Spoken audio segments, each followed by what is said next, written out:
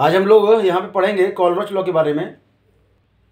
ठीक है, इसमें छोटा सा टॉपिक है, इसमें क्वेश्चन है ना कभी कभी आपको यहाँ पे देखने को मिल जाएगा, और नहीं तो एटलीस्ट कम से कम इसके एप्लीकेशन से तो थियोरेटिकल क्वेश्चन पूछा ही जा सकता है। ठीक है, इसके डेफिनेशन को अगर हम लोग देखें तो कॉलरोच इन्होंने बदलाया कि at infinite dilution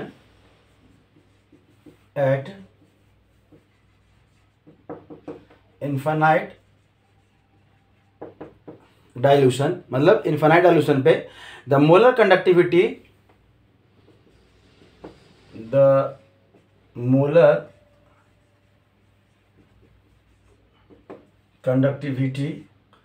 of an electrolytes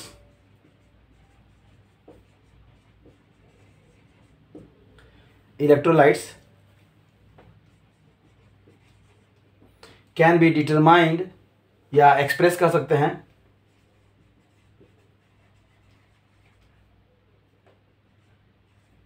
can be determined और express as the sum of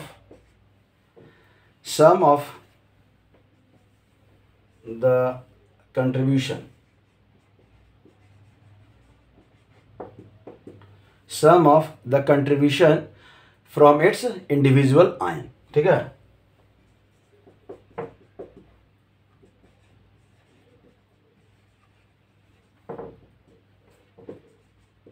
देखिए कहीं कहीं आप हेडिंग देखिएगा तो वो लिखा रहेगा Kohlrausch law of independent migration of ion. Independent migration मतलब देखिए, माइग्रेशन मतलब एक जगह से दूसरे जगह जाना, और इंडिपेंडेंट मतलब खुद का, मतलब आसानी, मतलब अपने से, खुद से। तो अगर कोई सॉल्यूशन है, मान लीजिए कि कोई सॉल्यूशन है, तो इसमें अगर ए है बी है तो इसके क्या है, ए प्लस है और बी माइनस है। अगर पी क्यू कोई कंपाउंड है तो ये पी प्लस है और क्यू माइनस है, मान के चलिए। ठीक है, तो अभी क्या है कि जितने भी आयंस हैं इनका यही कहना है कि अगर किसी इलेक्ट्रोलाइट्स में अगर कंडक्टिविटी वो शो कर रहा है तो उसके अंदर प्रेजेंट जितने आयन हैं वो उनका सबका कंट्रीब्यूशन होता है। क्या होता है? सबका कंट्रीब्यूशन। सबका मतलब सब साथ मिलके जो है ना कुछ करते हैं।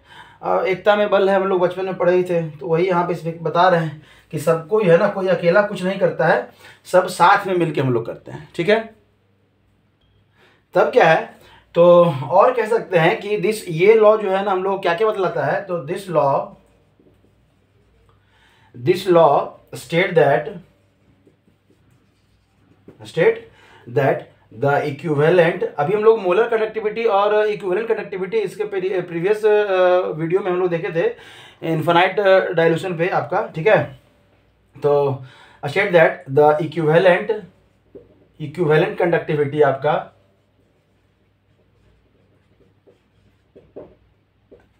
conductivity of any electrolytes at infinite dilution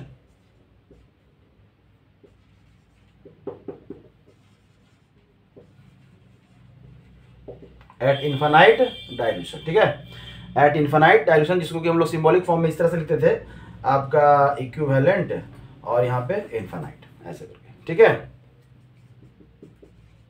is the sum of आपका इक्विवेलेंट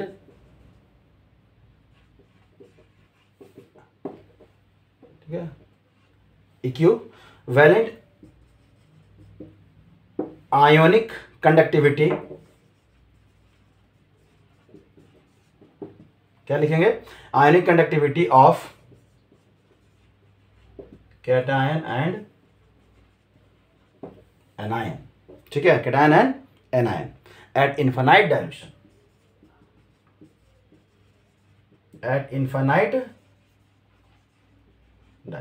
चलिए जो पढ़ लिए हैं वो यहाँ से रिवीजन भी कर सकते हैं, समझ में। थ्योरी है, इसी चीज़ को एक्सप्रेशन के फॉर्म में लिखेंगे तो कैसे लिखेंगे, देखिए मेन थ्योरी जान लेना है। थ्योरी के बिना तो खैर होगा नहीं, थ्योरी अगर नहीं जानेंगे तो फिर दिक्कत है। अगर थ्योरी जान लिए तो आपका, अगर मान लेते हैं मल्टीपल आंसर क्वेश्चन अगर आया आपका, तो उसमें आपका एक इतना जान लीजिए कि थ्योरी वाला तो रहेगा ही रहेगा पोर्शन। तो अगर थ्योरी भी जान रहे हैं तो अच्छा है। इसी थ्योरी को जो हम लोग लिखे उसको अगर सिंबॉलिक फॉर्म में लिखेंगे तो आपका इक्विवेलेंट क्या सॉरी क्या बोल रहा है, इक्विवेलेंट कनेक्टिविटी डायल्यूशन है, इक्विवेलेंट कनेक्टिविटी इनफाइनाइट डायल्यूशन पे हमारा जो रहेगा वो क्या रहेगा, वो कंडक्टिविटी किसका, कैटायन का, किस पे, इनफाइनाइट। देखिए ये डायल्यूशन का ही है। अब इसको यहाँ पे ऐसे कर दिए हैं तो यहाँ पे हम लोग नहीं दे सकते हैं, ठीक है। तो यहाँ पे लेमडा से यूज किया है, किससे यूज किया है, लेमडा से यूज किया है, ठीक है, कंडक्टिविटी को। सी से क्या हो गया, अब यहाँ पूरा ही लिख देते हैं, cation plus equivalent conductivity of anion, और ये भी किस पे, इनफाइनाइट डायल्यूशन पे। तो ये आपका फॉर्मूला, मतलब कोई भी इलेक्ट्रोलाइट्स का कंडक्टिविटी जो होता है उसके कैटायन और एनायन दोनों पे डिपेंड करता है। जिसमें कि यहाँ पे हम लोग लिखेंगे वेयर आप कह रहे हैं लेमडा इन्फिनिटी, ये क्या है आपका equivalent conductivity of cation, equivalent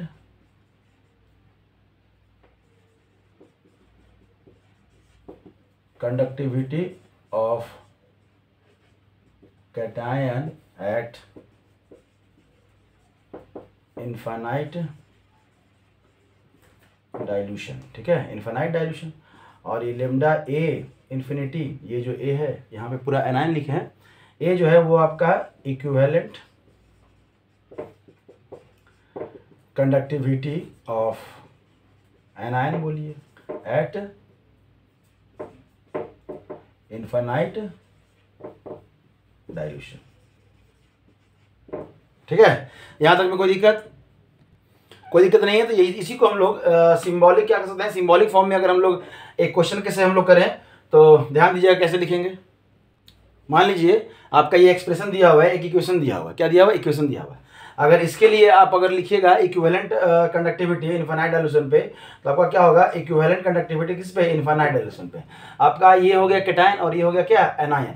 तो ये आप क्या लिखे हैं, conductivity of cation eight infinite dilution. तो आप यहाँ पे लिख दीजिए conductivity of cation eight infinite dilution, और प्लस आप लिख दीजिए conductivity of anion eight infinite dilution. चलिए कैटायन और एनायन क्या लिख दीजिए। अब कैटायन की जगह पे आपका क्या है, ए है, कैटायन की जगह पे आपका क्या है, ए है, और एनायन की जगह पे आपका क्या है, तो बी है, ठीक है। अब ध्यान दीजिएगा कि यहाँ पे इसका कोफिशिएंट भी तो है, इसका कोफिशिएंट भी तो है, इस कोफिशिएंट का कोई काम नहीं है क्या, यस इस कोफिशिएंट का काम है। अब ध्यान दीजिएगा यहाँ पे आपका कितना है, x है, a कितना है, x है, और b कितना है, y है, b कितना है, y है। तो b y है और a x है, यहाँ तो बन गया।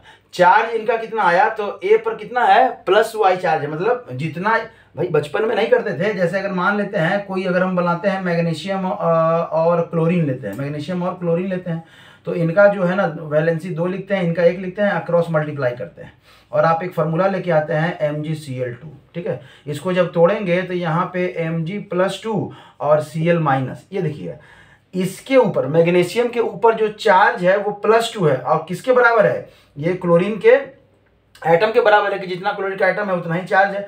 तो वही चीज यहाँ कर रहे हैं कि जितना ये एटम है, जितना बी का एटम है उतना ही ए पर क्या है, चार्ज है, और जितना ए पर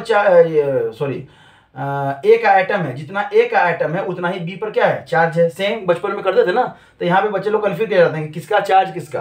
तो चार्ज किसके बराबर आता है, दूसरे एलिमेंट के नंबर के बराबर आता है। तो क्लोरीन यहाँ पे कितना है, 2 है, तो चार्ज कितना आया, 2। मैग्नीशियम यहाँ पे कितना है, 1, तो चार्ज कितना आया, 1।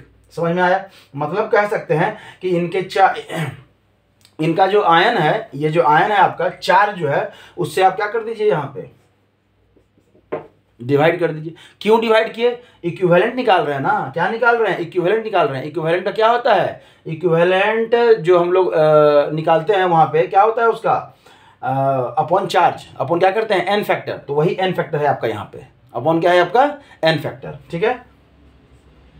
ये क्या हो जाएगा यहाँ पे, x।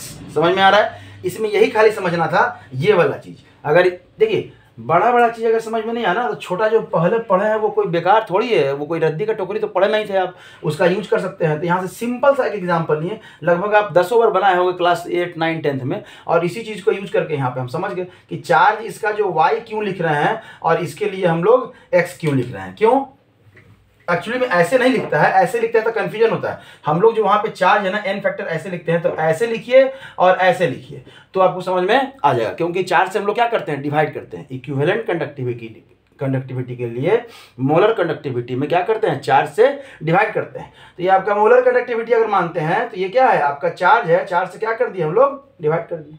समझ में आया। उसी को अच्छे फॉर्म में, चूंकि आप लोग 11th 12th में चले गए हैं तो ये ऐसा लिखा रहता है, तो इसमें क्या दिक्कत हो गया भाई बताइए, समझ में आया, कोई दिक्कत। तो ये अगर इक्वेशन दिया रहेगा तो कब किससे डिवाइड करना है, तो चार्ज से। ये मत कहिए कि सर ये x है तो x से डिवाइड कर देना, भाई एटम के लिए नहीं कह रहे हैं हम लोग, ठीक है, एटम के लिए नहीं कह रहे, अभी क्वेश्चन करेंगे तो समझ में आ जाएगा। अगर यही हम लोग मोलर कंडक्टिविटी की बात करें, अच्छा तो यहाँ पे क्या क्या है वो हम लोग लिख लीजिए। वेयर ये जो है इक्विवेलेंट कंडक्टिविटी आपका इनफाइनाइट डायल्यूशन पे, इसके लिए तो कोई दिक्कत ही नहीं है आपका। अगर हम बात करें लेमडा सी, तो ये क्या हो जाएगा आपका लिमिटिंग मोलर कंडक्टर, क्या हो जाएगा लिमिटिंग मोलर कंडक्टेंस या conductivity of cation.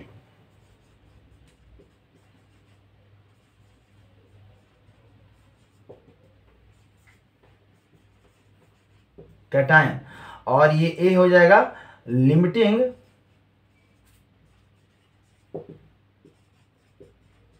Molar conductivity of anion, समझ में आ रहा है। और ये y क्या है, तो y है आपका चार्ज किस पे, कैटायन पे। यहाँ पे क्या है आपका y, सॉरी यहाँ कैटायन पे चार्ज है, y जो है आपका क्या है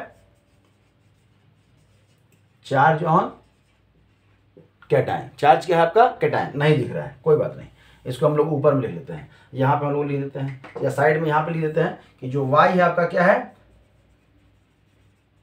चार्ज ऑन कैटायन, और जो x है वो क्या है आपका चार्ज ऑन एनायन। कोई दिक्कत यहाँ तक में। तब है अगर मोलर कंडक्टिविटी के लिए यही अगर हम लोग फॉर्मूला लिखें तो क्या लिखेंगे, अगर मोलर कंडक्टिविटी की बात करें, किसकी बात करें, मोलर कंडक्टिविटी, एकदम ध्यान रखिएगा, ठीक है।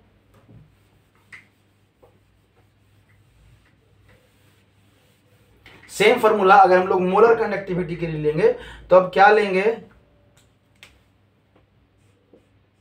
मोलर कंडक्टिविटी इनफाइनाइट डाइल्यूशन पे। तब क्या है, तो वही conductivity of cation eight infinite dilution plus conductivity of anion eight infinite dilution. अब मोलर कंडक्टिविटी है, अब मोलर कंडक्टिविटी है तो अब क्या करना है, अब मोल की बात आ रहा है ना, तो ये कोफिशिएंट क्या बताता है, नंबर ऑफ मोल बताता है, क्या बताता है, नंबर ऑफ मोल बताता है। तब यहाँ x से मल्टीप्लाई कर दीजिए और यहाँ y से मल्टीप्लाई कर दीजिए, समझ में आया।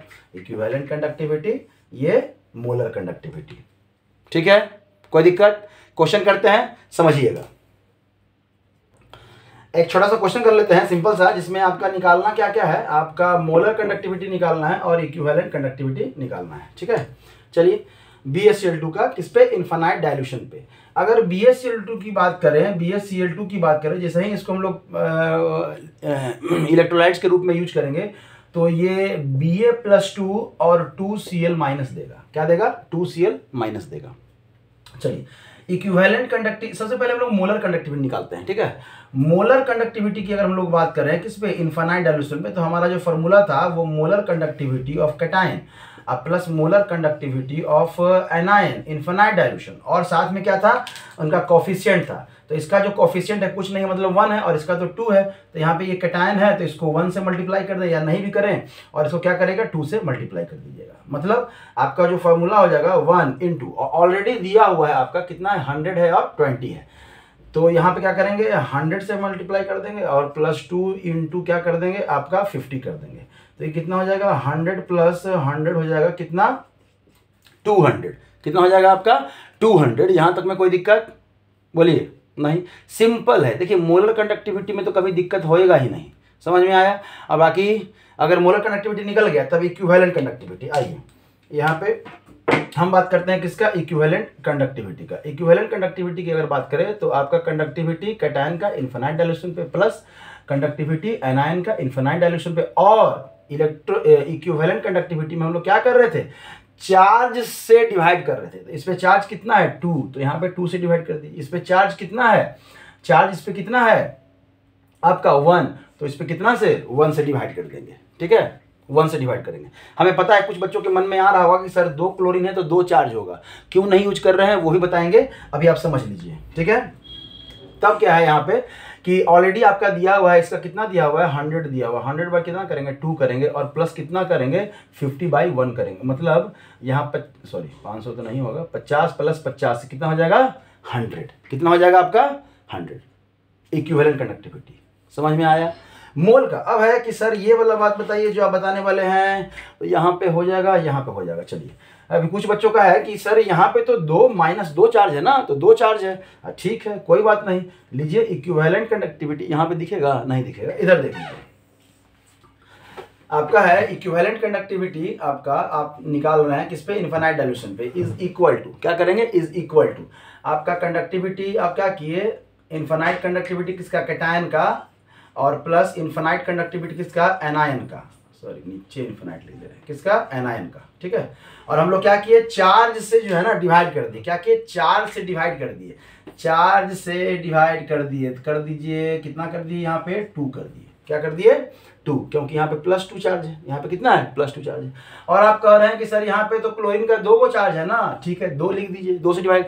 तो क्लोरीन है कितना, तो 2 है ना, तो 2 क्लोरीन के लिए ना 2 चार्ज आएगा, तो या तो 2 यहीं पे काट दीजिए, आप सीधा यहाँ पे 1 कर लीजिए। समझ में आया। 2 क्लोरीन के लिए 2 चार्ज है, 1 क्लोरीन के लिए 1 चार्ज। इक्विवेलेंट का यही तो मतलब अच्छा चीज़ है इक्विवेलेंट का, कि अगर आपका मतलब क्या कर सकते हैं, कंडक्टिविटी पता है। स्टार्टिंग में देख लीजिएगा इक्विवेलेंट मास, जब हम लोग निकालते थे तो क्या निकालते थे, molecular mass by n factor. अरे भाई वही है, यहाँ मॉलिक्यूलर मास की जगह पे क्या है, कंडक्टिविटी है। तो यहाँ पे अगर 2 से डिवाइड करेंगे तो क्लोरीन भी तो आप 2 लीजिएगा ना, क्योंकि 1 क्लोरीन का 2 चार्ज तो होगा नहीं। तो ये लीजिए, ऐसे बनाइए या ऐसे बनाइए, बात बराबर है आपका। समझ में आया, तो ऐसे ही करेंगे। ये सिंपल सा क्वेश्चन था जो हम लोग किए। एक और क्वेश्चन है कॉलरॉच लॉ पे, समझिएगा। देखिए एक छोटा सा क्वेश्चन है यहाँ पे, छोटा तो नहीं, बहुत बड़ा ही लग रहा है। क्वेश्चन बड़ा है, आंसर देखिएगा बहुत छोटे में आएगा। आपका निकालना है कैलकुलेट मोलर कंडक्टिविटी। क्या निकालना है, मोलर कंडक्टिविटी। और आपका दिया हुआ है, क्या दिया हुआ है, इक्विवेलेंट कंडक्टिविटी दिया हुआ है। क्या दिया हुआ है, इक्विवेलेंट कंडक्टिविटी दिया हुआ। अब देखिए इक्विवेलेंट कंडक्टिविटी को सबसे पहले हम लोग क्या करेंगे, सबको मोलर कंडक्टिविटी में चेंज करेंगे। तो अगर इक्विवेलेंट कंडक्टिविटी दिया हुआ है इतना, तो मोलर कंडक्टिविटी कितना हो जाएगा, इनफाइनाइट डाइल्यूशन पे क्या हो जाएगा, 2 से मल्टीप्लाई कर दीजिएगा। भाई ये रिलेशन लेके आए थे ना, इक्विवेलेंट इनफाइनाइट इनटू यहाँ पे क्या था, 2 इंटू मोलर कंडक्टिविटी। समझ में आ रहा है। ये अगर था आपका, सॉरी उल्टा कर दिए, ये था, ठीक है। समझ में आ रहा है, ठीक। क्यों, क्योंकि नॉर्मलिटी इक्वल टू आपका क्या था, normality equal to n into क्या था आपका, मोलरिटी, n इंटू मोलरिटी। तो इसमें मोलरिटी के साथ और इक्विवेलेंट कंडक्टिविटी में इक्विवेलेंट कंडक्टिविटी के साथ। चलिए, तो अगर ये आपको पता है तो यहाँ से मोलर कंडक्टिविटी। अब है कि मोलर कंडक्टिविटी तो तोड़ना आना चाहिए ना रे बाबा, तोड़ना आना चाहिए। तो ये Na2CO4 हमको नहीं पता, अगर कोऑर्डिनेशन कंपाउंड आप पढ़े होंगे तो ये तो याद हो गया होगा, नहीं जिनको याद हुआ कोई दिक्कत नहीं। आप ये 2NO प्लस C2O4 पे -2, तो कितना चार्ज है, 2, तो इसका वैलेंसी कितना हो गया, 2, मतलब n फैक्टर कितना हो गया, 2, या पॉजिटिव चार्ज टोटल कितना हो गया, 2, टोटल नेगेटिव चार्ज 2। तो कुछ भी निकालिएगा 2 ही आएगा। तब क्या करेंगे, 2 से मल्टीप्लाई कर देंगे, किसमें, 400 में। तो कितना हो जाएगा, ये 800 हो जाएगा, ये सीमेन और सेंटीमीटर इनवर्स। और अब क्या हो जाएगा आपका, मोल इनवर्स। क्या हो जाएगा आपका, मोलर कंडक्टिविटी हो गया ना। ये ऑलरेडी आपका मोलर कंडक्टिविटी ही दिया हुआ है, ये ऑलरेडी आपका मोलर कंडक्टिविटी दिया हुआ है। फिर से ये इक्विवेलेंट कंडक्टिविटी दिया हुआ है, क्या हुआ है, फिर से ये इक्विवेलेंट कंडक्टिविटी दिया हुआ है इनफाइनाइट डाइल्यूशन पे। तब क्या करना है, तो यहाँ भी 2 से मल्टीप्लाई कर देंगे। तो इसका जो मोलर कंडक्टिविटी है इनफाइनाइट डाइल्यूशन के लिए कितना हो जाएगा, 2 इंटू 450, तो कितना हो जाएगा 900s सेंटीमीटर इनवर्स और आपका मोल इनवर्स। चलिए अब आसान हो गया।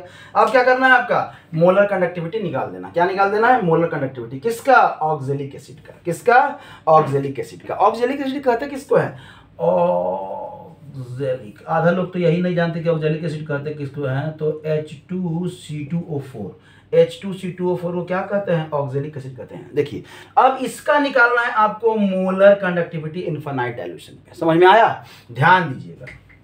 क्या दीजिएगा, ध्यान दीजिएगा। ये बताइए इसमें जो जो चीज है वो हमको लाना है यहाँ पे।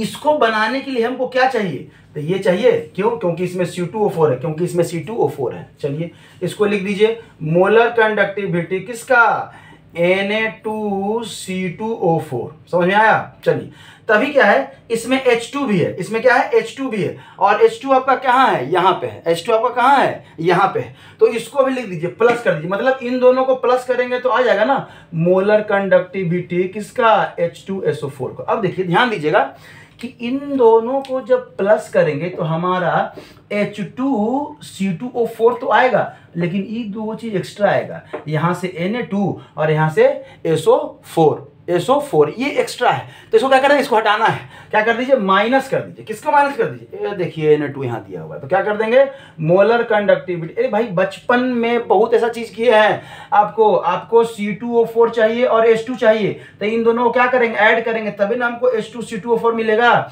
और जब ये मिल गया तो ये दो एक्स्ट्रा चीज हो गया, कौन कौन, एक ये एक्स्ट्रा चीज हो गया और इसमें ये, तो इन दोनों के लिए इन दोनों को क्या कर देंगे, माइनस कर देंगे। किससे, तो जब Na2SO4 माइनस कर देंगे तो ये दोनों निकल जाएगा, निकल गया Na2SO4।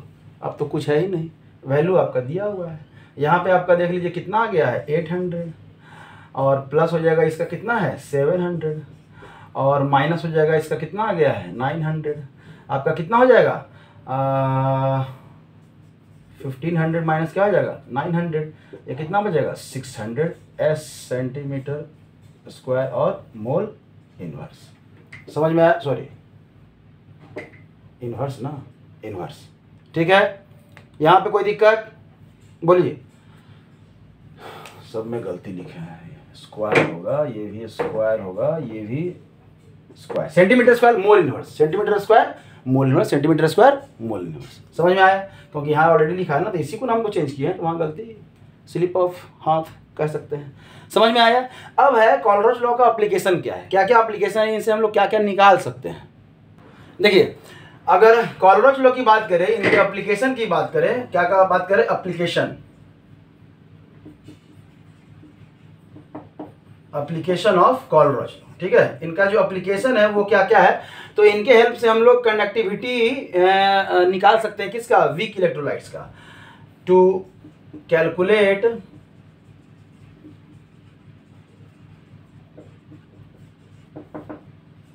Conductivity of week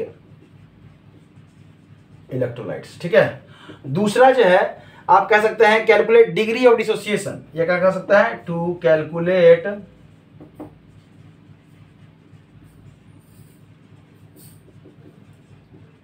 degree of dissociation, ठीक है। अब डिग्री ऑफ डिसोसिएशन क्या है, तो ये इक्विलिब्रियम में आप ऑलरेडी पढ़ चुके हैं, क्या पढ़ चुके हैं, इक्विलिब्रियम 11 की बात याद कीजिए, अल्फा इक्वल टू, यहाँ पे जो वैल्यू लेते हैं हम लोग ये मोलर कंडक्टिविटी किस पे, किसी कंसंट्रेशन पे, अपॉन मोलर कंडक्टिविटी किस पे, इनफाइनाइट सॉल्यूशन पे, किस पे, आपका इनफाइनाइट सॉल्यूशन पे, मोलर कंडक्टिविटी किस पे, आपका इनफाइनाइट सॉल्यूशन पे। समझ में आया, मतलब रेशियो है, और अगर परसेंटेज की बात करें तो आप यहाँ पे 100 से मल्टीप्लाई कर सकते हैं, मतलब मोलर कंडक्टिविटी किसी कंसंट्रेशन पे upon molar conductivity infinite dilution पे, और उसको कर देंगे 100 से मल्टीप्लाई, तो आपका क्या निकलेगा, डिग्री ऑफ डिसोसिएशन निकल जाएगा, परसेंटेज में निकल जाएगा, क्या निकल जाएगा, परसेंटेज में डिग्री ऑफ डिसोसिएशन, ठीक है।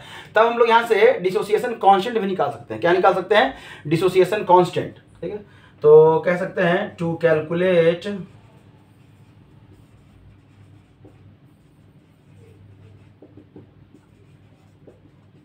डिसोसिएशन कांस्टेंट, तो इसका जो है कि मतलब डिसोसिएशन कांस्टेंट के ए इक्वल टू आपका कह सकते हैं सी अल्फा स्क्वायर, अल्फा यही अल्फा 1 माइनस अल्फा।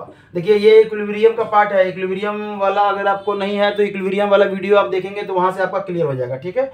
और लास्ट में जो सबसे इंपॉर्टेंट है आपका KSP निकालना, क्या निकालना, KSP निकालना। तो हम यहीं पे लिख देते हैं, सबसे लास्ट में जो हमारा जो इंपॉर्टेंट पॉइंट है वो क्या निकालते हैं, टू कैलकुलेट सॉल्युबिलिटी प्रोडक्ट, ठीक है, टू कैलकुलेट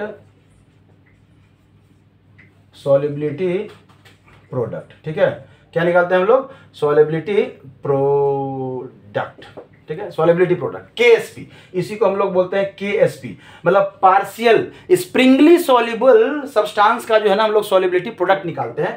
यही हमारा अगला टॉपिक रहेगा अगले वीडियो में, जिसको कि हम लोग कैलकुलेट करेंगे हर अलग अलग डिफरेंट स्ट्रॉन्ग इलेक्ट्रोलाइट्स के लिए और वीक इलेक्ट्रोलाइट्स के लिए, ठीक है। Thank you.